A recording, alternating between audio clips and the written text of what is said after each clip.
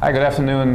Mikhail Kosiborod, cardiologist from Kansas City and the chair of this year's American Heart Association QCOR conference. And joining me is Adrian Hernandez, a cardiologist from Duke and the vice chair of the conference.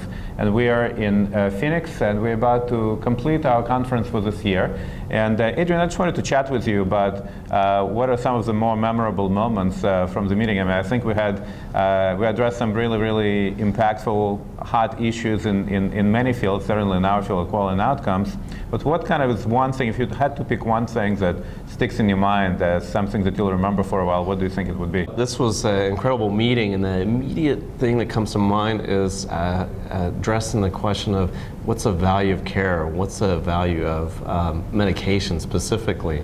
So there's been a lot of debate over the last year with new drugs coming to the market that on face value are quite expensive, but really people need to understand what goes into that and what ultimately comes out in terms of the value of care, especially for long-term care.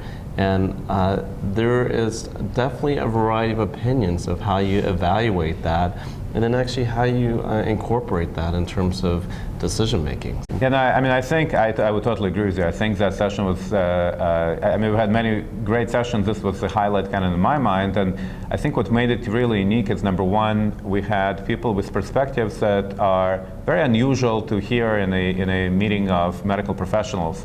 So we had health economists, and we of course had Dr. Schleifer, who is the CEO of the Regenerative Pharmaceuticals, and hearing all of their perspectives and really understanding. I think one of the things that was a little bit of revelation to me, something we don't think about as physicians very frequently, is the societal value of outcomes prevented or lives saved with a particular intervention.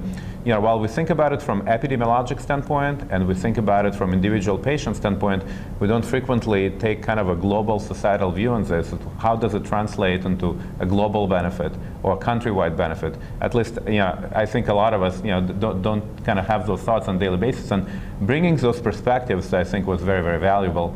And the other thing is, I guess, all of the, it's a great example of how people can have very opposing opinions and have a very lively debate while at the same time remaining very polite and respectful to one another. Right, and seeing people have opinions with essentially the same data set. Right, and exactly. So, and in particular, as we start thinking about population health, what should society bear in terms of managing a population?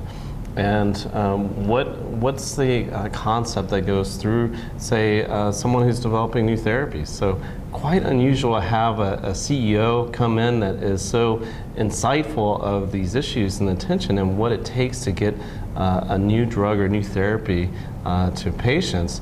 And then the tension on the other side is, ironically, if you had a therapy that was really broad-reaching, that can have a huge impact on society. And what's the right impact or penetrance that one should have, and what's actually the right cost that society should bear? And that's pretty arbitrary. Yes, that is arbitrary, and that was another, I think, very insightful thought that came out of this, is that if you look at different groups, maybe outside of medicine, what do they value a life at versus how do we approach that from a kind of a more medical profession view on health, cost effectiveness and quality-adjusted life here. How do we put a number on it? I think all of those questions were really interesting to ponder and think about. And again, this multiple perspectives having been presented in one venue, I think was terrific. What are your thoughts on I know, of course, we've talked briefly about the trials on trial, the first plenary sessions that we had yesterday morning. Again, one of the really interesting things in my mind that came out of that is kind of trying to reconcile, we of course can talk about methodology, but reconcile the clinical importance and statistical significance, and again, another value judgment. How do you decide what's clinically important? That was just one of the things that I think came out of the sessions that was interesting to think about and have various opinions about. Right, and I think most of us recognize that trials are more than a p-value, and so that clearly came out. But then, how do you actually go forward with a framing of what's the quality of the trial, what's its potential impact, what's the right cutoff in terms of being clinically meaningful? And those are clear themes that came out that hopefully people will start really thinking about as new evidence comes out from trials. Put it into that perspective of, is it reliable and is it impactful? Right. One other kind of a theme that came out of that particular session, I think, was more with emphasis on ethics and the fact that while we obviously take patient protection in clinical research extraordinarily seriously, we at the same time have to keep in mind that most patients that participate in clinical trials, particularly late-stage clinical trials, on average do better than patients that we see day-to-day in clinical practice, and they get things in the clinical trials that otherwise may not be exposed to. As well as the question of clinical versus clinician versus community equipoise, the fact that we sometimes frequently have trouble recruiting patients in clinical trials, and it really hurts all of us as a society. And what can we implement? Do we go straight to patients?